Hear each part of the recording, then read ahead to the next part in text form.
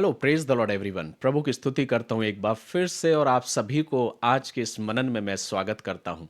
आज से हम नहूम की पुस्तक का मनन करने जा रहे हैं मेरे प्रियो और लगातार हम 3 दिन तक नहूम की पुस्तक की ओर अपने मनन को और अपने ध्यान को हम केंद्रित करेंगे। मेरे प्रियो इससे पहले कि मैं नहूम की पुस्तक उसके पहले अध्याय की ओर आपकी ओर अपने ध्यान को केंद्रित करूँ और परमेश्वर के उस वचन को, उस मनन को आपके बीच में रखूँ, एक गीत को मैं आपके बीच में गाना चाहता हूँ। ये गीत के बोल हैं आरास्ता हो मेरी जान की बिछा है अब दस्तरबान। आरास्ता हो ऐ मेरी जान की बिछा है अब दस्तरान। जांच अपने को आरास्ता हो खुदावन की ज़ियाफ़त को। खुदावन मैं हूँ ख़ताकार और हूँ हर बात में गुनहगार। मैं बुरे पेड़ की डाली हूँ और अच्छे फल से खाली हूँ। तू अपने कामिल फज़ल से आरास्तगी को मुझे दे। मेरी आगम गुनाहों का और हक ईमान दे मुंजी का। खुदावन मेरे तू हबीब, मैं तेरा बंदा हूँ गरीब। मैं भूखा प्यासा आता हूँ, आसूदा होना चाहता हूँ। मसीनिया तेरी है, उसी से दिल की सेरी है। आरास्ता हो ऐ मेरी जान, देख बिछा है एक दस्तयान। मेरे प्रियो परमेश्वर इस गीत के द्वारा, इस संगीत के द्वारा, इस वचन के द्वारा हम सभी को अपनी आशीष प्रदान करे। बहुत खूबसूरत गीत है मेरे प्रियो। अक्सर मैं इन गीतों को गुनगुनाता हूँ। इसमें जो अल्फाज हैं, जो शब्द हैं, वो उर्दू अल्फाज हैं और इनका एक अलग ही वजूद होता है। उन उर्दू अल्फाजों का एक अलग ही महत्व, एक अलग ही वजूद होता है। मुझे जब कभी भी मैं परमेश्वर के वचन को मनन करता हूँ प्रतिदिन अपने पर्सनल डिवोशन में, मॉर्निंग और इवनिंग में, तो मैं अक्सर कुछ गीतों को गुनगुनाता हूँ और उन गीतों के द्वारा अपने स्वर्गिक पिता की महिमा करता हूँ, उसकी आराधना करता हूँ और फिर अवसर मुझे मिलता है कि मैं उसके वचन से बातचीत करूँ, उसके साथ बैठूँ और परमेश्वर से मैं बातचीत करने वाला हो सकूँ। सो मैं परमेश्वर का शुक्रिया अदा करता हूँ। आज के इस दिन में आप सभी का खैर मकदम करता हूँ और परमेश्वर के नाम से आप सभी को आज के इस वचन में, इस मनन में आप सभी का मैं स्वागत करता हूँ। सो मेरे प्रियो, हम सब परमेश्वर के वचन में चलेंगे और हम आज नहूम की पुस्तक से अपने जीवन को परिपूर्ण करेंगे, भरेंगे और परमेश्वर के वचन से आशीष को पाएंगे कि जब हम वचन में जाते हैं तो हम इस बात को देखते हैं कि प्रभु अपने वचन के द्वारा अपने लोगों से बात करना चाहता है। जब कभी भी आप वचन को खोलेंगे तो ये वचन जो परमेश्वर की आवाज़ है वो आपसे डायरेक्ट बात करेगी। डायरेक्ट हम परमेश्वर से बात करते हैं। अक्सर कई बार लोग कहते हैं कि ये तो हम एक अनोखी बात सुन रहे हैं कि हम परमेश्वर से बात करें। मेरे प्रियो, बात करने वाला चाहिए। परमेश्वर स्वयं मुझसे और आपसे बात करना चाहता है। परमेश्वर के वचन से जब आप प्रेम करने वाले बन जाएंगे, इस वचन को जब खोलने वाले बन जाएंगे, इस वचन से जब आप मोहब्बत करने वाले बन जाएंगे, तो यही वचन आपको एक सही मार्ग, सही राह, सही दिशा में आगे बढ़ाएगा और आप अपने अंदर उस आशीष को, उस फीलिंग को अपने अंदर महसूस करेंगे, परमेश्वर की उस उपस्थिति को, कि आप परमेश्वर के संग संग चलने वाले हो सके। आइए हम ज़्यादा देर न करते हुए सीधे हम परमेश्वर के वचन में चलें। और आज से मैं आपके बीच में 3 दिनों तक नहूम की पुस्तक का मनन लेकर आऊँगा और मैं प्रार्थना करता हूँ, आप भी मेरे लिए प्रार्थना करें कि परमेश्वर मेरे मुझसे बातचीत करे और वो वचन मैं आप तक पहुँचाने वाला हो सकूँ। नहूम उसके पहले अध्याय को जब हम खोलते मेरे प्रियो, तो नहूम की पुस्तक इस बात को बताती है कि नहूम जो छोटे भविष्यवक्ताओं में से है, वो निनवे के प्रति अपने भविष्यवाणी को करता है। निनवे के लिए कहा जाता है, जब हम वचन को पढ़ते हैं तो निनवे के विषय में भारी वचन एलकोश वासी नहूम के दर्शन की पुस्तक, ये नहूम के द्वारा लिखी गई वो पुस्तक है जिसमें निनवे के प्रति, उसके दंड के प्रति उस भविष्यवाणी को नहूम प्रकट करता है। वचन कहता है कि यहोवा जल उठने वाला और बदला लेने वाला ईश्वर है। यहोवा बदला लेने वाला और जलजलाहट करने वाला है। यहोवा अपने द्रोहियों से बदला लेता है और अपने शत्रुओं का पाप नहीं भूलता। जब जैसे ही हम इस पुस्तक को पढ़ते हैं और पहले अध्याय के कुछ चंद आयतों को हम पढ़ते हैं, तो हम इस बात को देखते हैं कि नहूम निनवे के प्रति उनके प्रति अपनी उस भविष्यवाणी को कर रहा हो, परमेश्वर के उस दंड को उनको प्रकट कर रहा है कि परमेश्वर तुम्हें दंड देने पर है। क्यों? इसका कारण क्या है? क्यों परमेश्वर निनवे के लोगों को या निनवे को दंड देना चाहता है? क्योंकि ये सबसे ज्यादा अपने जीवन में दुष्टता के साथ अपने जीवन को व्यतीत कर रहे थे। अहंकार इनके अंदर था और क्रूरता इनके अंदर बहुत अधिकाई से समाई हुई थी। कई बार ये परमेश्वर के संदेश को सुनते थे, परिवर्तित होते थे और फिर अपने वही जीवन में लग जाया करते थे। जब कभी भी हम पुस्तक को पढ़ रहे हैं भविष्यवक्ताओं की, तो हम इस बात को देख रहे हैं कि परमेश्वर बार बार अपने लोगों को चिता रहा है, समझा रहा है, बता रहा है और वो ये कहना चाहता है कि ये मत भूलो कि मैं सर्व सामर्थी परमेश्वर हूं। मेरे प्रियो, हम प्रभु को किसी रीति से बांध नहीं सकते।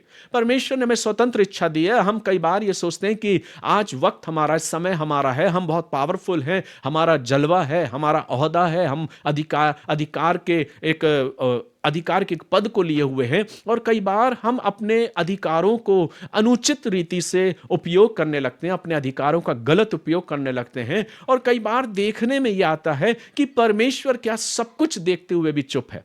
ये प्रश्न हमारे और आपके जहन में उठता है कि परमेश्वर क्या सब कुछ देखते हुए भी चुपचाप है? कई बार उसका उपहास उड़ाया जाता है, उसका मजाक बनाया जाता है और कहा जाता है कि कोई परमेश्वर नहीं, कोई नहीं देख रहा। लेकिन ऐसा नहीं है मेरे प्रियो। जब आप कलाम को पढ़ेंगे, वचन को पढ़ेंगे, प्रभु के वचन को जब आप खोलेंगे, तो यही कलाम, यही वचन परमेश्वर अपने लोगों को बताना चाहता, अपने खादिम के द्वारा, अपने भक्तों के द्वारा, अपने सेवकों के द्वारा, कि मैं वो परमेश्वर हूं जो सब कुछ देखकर ठहरा रहता हूं कि अब परिवर्तन होगा, अब परिवर्तन होगा, अब तुम परिवर्तित होगे। लेकिन जब तुम कई बार कहने पर भी नहीं बदलते, तो मेरा न्याय, मेरा दंड निश्चित है।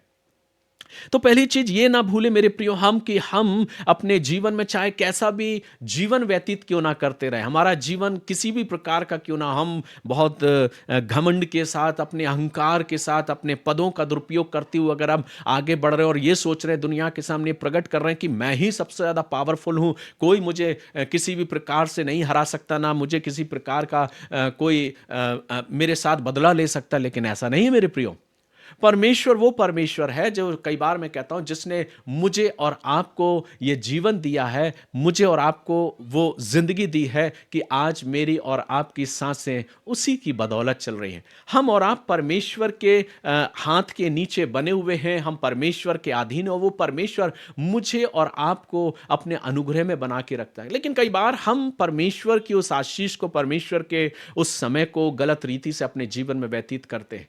मैं जो बात आपको बताना चाहता हूँ वो ये कि प्रभु ये कह रहा है कि ये मत भूल कि मैं तेरे गुनाहों का दंड तुझे नहीं दूंगा। अगर तू गुनाहों को मान लेता है, पश्चाताप करता है और फिर उस ओर नहीं जाता, तो मैं तुझे क्षमा करने के लिए तैयार हूं। मैं तुझे अपना बनाऊंगा, मैं तुझसे प्यार करूंगा और मैं तुझे अपने मार्गों में आगे बढ़ाता चलूंगा। लेकिन निनवे के लोगों ने ऐसा नहीं किया। वचन कहता है यहोवा विलंब से क्रोध करने वाला। यहां इस बात को प्रकट किया जा रहा है कि वो परमेश्वर अगर सब कुछ देखते हुए भी शांत है, तो ऐसा नहीं कि हमें हमारे किए गए कार्यों का प्रतिफल नहीं मिलेगा।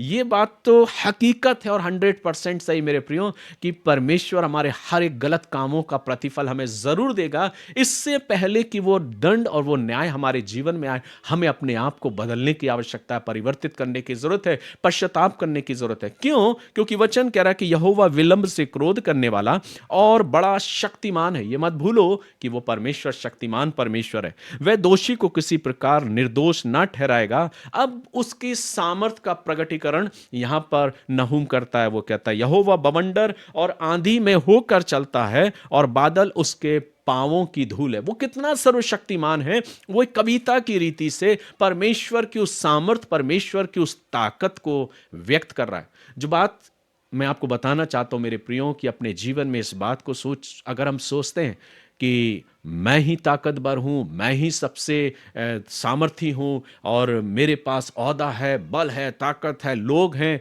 इस प्रकार से अगर हम अपने जीवन में जीते हैं तो हम गलत फहमी में हैं, हम गफलत में हैं। और अगर हम अपने अधिकारों का गलत उपयोग करते हुए अनुचित और अनैतिक कामों में संलग्न रहते हैं, तो निश्चित मानिए मेरे प्रियो, परमेश्वर हमारे किए गए हर एक कामों का प्रतिफल हमें देने के लिए तैयार है। वो सब कुछ हमारे हिसाब को लिख रहा है और एक समय आएगा जब वो मेरे किए गए कामों का प्रतिफल मुझे अवश्य देगा। लेकिन जरूरत है कि हम अपने आप को परमेश्वर के करीब, उसकी निकटता में लाते हुए अपने जीवन से पश्चाताप करें। अभी जो गीत मैंने आपके बीच में गाया, आरास्ता हो ऐ मेरी जान देख बिछा एक दस्तरवान, ये वो है जो मेज है, दस्तरवान अर्थात वो मेज जो प्रभु ने मेरे और आपके लिए तैयार की है। उस मेज को उसने जब तैयार किया, उसने कहा तुम जब कभी भी मिला करो तो मेरी स्मृति में यही किया करो। उसने रोटी ली, धन्यवाद देकर तोड़ी, शिष्यों को दी, कहा लो खाओ, ये मेरी देह है जो तुम्हारे लिए दी जाती है, तुम जब कभी भी मिला करो तो मेरी स्मृति में ऐसा ही किया करो। उसने फिर कटोरा लिया और कटोरा लेकर धन्यवाद देकर उनको दिया। ये वो मेज है मेरे प्रियो जिसमें प्रभु आह्वान दे रहा है और वो बुलाना चाहता कि हम और आप उस मेज के करीब जाएं, जो मेज प्रभु ने मेरे और आपके लिए अपने बलिदान देने के द्वारा बनाई है, तैयार किया। वो चाहता है कि हम उसके मर्म को पहचाने और उसके पापों की, जो मेरे पाप हैं, उन पापों की क्षमा उसके द्वारा हम प्राप्त करें। परमेश्वर वही तो यहां कहना चाह रहा है, प्रभु बताना चाह रहा है, और इतने समय से हम इन्हीं बातों को सीखते आ रहे हैं कि प्रभु मुझे और आपको एक अवसर दे रहा है। परमेश्वर का वचन कहता है कि नहूम जो है वो उसकी सामर्थ का प्रगटीकरण कर रहा है। वो इस बात को बताता है कि और बादल उसके पांव की धूल है, उसके घुड़कने से महानंद सूख जाते हैं और समुद्र भी निर्जल हो जाता है। बाशान और करमेल कुम्हलाते हैं और लबालोन की हरियाली जाती रहती है। उसके स्पर्श से पहाड़ कांप उठते हैं और पहाड़ियां गल जाती हैं। उसके प्रताप से पृथ्वी वरन सारा संसार अपने सब रहने वाले समेत थरथरा उठता है। वो उसकी सामर्थ को प्रकट कर रहा कि वो कितना सामर्थ्यवान परमेश्वर है। कोई उसके सामने टिक नहीं सकता। कोई भी अपने आप को कितना सामर्थी क्यों ना मान ले मेरे प्रियो, कोई इंसान परमेश्वर के सामने टिक ही नहीं सकता। आगे कहता है उसके क्रोध का सामना कौन कर सकता है, और जब उसका क्रोध भड़कता है तब कौन ठहर सकता। उसकी जलजलाहट आग के समान भड़क जाती है और चट्टानें उसकी शक्ति से फटकर गिरती हैं। यहोवा भला है, संकट के दिन में वह दृढ़ ठहरता है और अपने शरणागतों की सुधि रखता है। यहां नहूम इस बात को कह रहा है कि वो ऐसा नहीं कि वो अपने लोगों को, अपने उन प्रिय लोगों को जो उसके बताए रास्ते पर चलते हैं, उसके अनुसार अपने जीवन को व्यतीत करते हैं, वे उनको अपनी शरण में लेकर आता है। वो उनका एक दृढ़ गढ़ ठहरा है। वो अपने लोगों की सुधि रखता है, वो उन्हें अपनी सुरक्षा में रखता है, उनको अपनी सुरक्षा प्रदान करता है, जिसके विषय में नहूम इस बात को वो व्यक्त कर रहा है। आगे कहता है परंतु वह उमड़ती हुई धारा से उसके स्थान का अंत कर देगा और अपने शत्रुओं को खदेड़ कर अंधकार में भगा देगा। तुम यहोवा के विरुद्ध क्या कल्पना कर रहे हो, वह तुम्हारा अंत कर देगा। विपत्ति दूसरी बार पड़ने ना पाएगी, क्योंकि चाहे वे कांटों से उलझे हुए हों और मदिरा के नशे में चूर भी हों, तो भी वे सूखी खूंटी के समान भस्म किए जाएंगे। तुझ में से एक निकला है जो यहोवा के विरुद्ध कल्पना करता और नीचता की युक्ति बांधता है। नहूम पहले अध्याय में उन तमाम सारी बातों को व्यक्त कर रहा है। परमेश्वर की सामर्थ का वर्णन कर रहा है, परमेश्वर की जलजलाहट का वर्णन कर रहा है, परमेश्वर के क्रोध करने में वो धीमा है, वो अवसर दे रहा, मौका दे रहा है कि हम परिवर्तित हों, अपने जीवन में पश्चाताप करें, और एक आह्वान को वो देने का प्रयास कर रहा है कि काश इंसान अपने जीवन में परिवर्तित हो जाए। पहला अध्याय जो है मेरे प्रियो, वो नहूम निनवे के प्रति परमेश्वर के उस दंड की भविष्यवाणी को कर रहा है। लेकिन आज ये पुस्तक मेरे और आपके जीवन के लिए भी उतनी ही अनमोल और महत्वपूर्ण है कि प्रभु हर रोज, हर दिन, हर वक्त मुझे एक मौका दे रहा है। मेरे प्रियो, हम और आप परमेश्वर के वचन रूपी दर्पण में जब अपने आप को निहारते हैं तो मुझे जांचने की जरूरत है कि क्या मैं और आप प्रभु के वचन के अनुसार अपने जीवन को जी रहे हैं। अगर नहीं मेरे प्रियो, तो जैसे कि अब एक गीत को हमने गाया कि मैं वो डाली हूँ जिसमें कोई भी फल नहीं लगे हैं, मैं गुनहगार हूँ। ये एक गुनहगार की प्रार्थना है, दुआ है, जो अपने गीतों के द्वारा वो व्यक्त कर रहा है, अपनी उस भावना को व्यक्त कर रहा है। इस गीतकार के लिए मैं परमेश्वर का धन्यवाद करता हूँ, जिसमें बहुत खूबसूरत तरीके से प्रभु के वचनों को, उन अल्फाजों को, इस गीत को उसने रचा, जिसके द्वारा हम प्रभु के पास आ सकते हैं और अपने जीवन से प्रभु की क्षमा को मांग सकते हैं। मेरे प्रियो, आज बस मैं ये कह के अपने मनन को यहाँ विराम दूंगा कि हम और आप मेरे प्रियो प्रभु की दया की दृष्टि में अपने आप को बना के रखें, अपने आप के ऊपर या अपनी चीज़ों का या अपनी अपनी भौतिक वस्तुओं का या अपनी ताकत का या अपनी क्षमता का या अपने अधिकार का या अपने पद प्रतिष्ठा का किसी भी प्रकार का अहंकार हम अपने जीवन में ना लाएं, और अहंकार में पड़ के कुछ भी ऐसे अनुचित और अनैतिक कामों को ना करें जिसका प्रतिफल मुझे और आपको अपने जीवन में भुगतना पड़े। क्योंकि परमेश्वर इस बात को कहता है कि मैं पापी को किसी भी रीति से ना छोड़ूंगा, मैं दुष्टों को किसी भी प्रकार से नहीं छोड़ूंगा। वो बेशक पापियों को क्षमा करने के लिए तैयार है, लेकिन वचन कहता है वो दुष्टों का सर्वनाश कर देगा। उसकी सामर्थ, उसकी ताकत इतनी प्रबल है जिसको देखकर चट्टानें तड़क जाती हैं, महानद सूख जाते हैं, जो जब चलता तो बादलों को अपनी धूल बनाता है। वो ऐसा सामर्थी परमेश्वर है। हो सकता है हम और आप उस परमेश्वर को नहीं समझ पाते हों और हम कहते हो कि अरे कोई ऐसा परमेश्वर भी होगा, मैं ही सब कुछ हूं। लेकिन नहीं मेरे प्रियो, वचन को उठाइए, पढ़िए और खोलिए और उसकी सामर्थ की महानता का वर्णन करिए।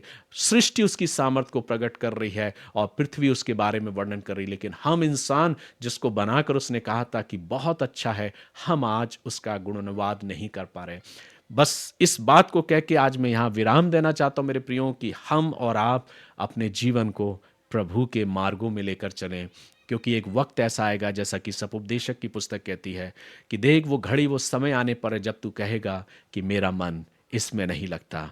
काश मेरे प्रियो वो समय, वो घड़ी जब आएगी तो हम ये कहने पाए मेरा मन परमेश्वर के वचन में निरंतर बढ़ता गया है और मैं परमेश्वर के वचन में, चाहे परिस्थितियां कैसी भी क्यों ना हो, मैं निरंतर खुश रहूंगा, आनंदित रहूंगा। परमेश्वर पिता आप सभी को बहुत अधिकार से आशीष दे और खुदा का खादिम होने के नाते मैं आप सभी के लिए दुआ मांगता हूं कि परमेश्वर अपने अनुग्रह, अपनी आशीष से आपको परिपूर्ण करे और आज का वचन मेरे और आपके लिए आशीष में होने पाए। God bless you. प्रभु आप सभी को आशीष दे।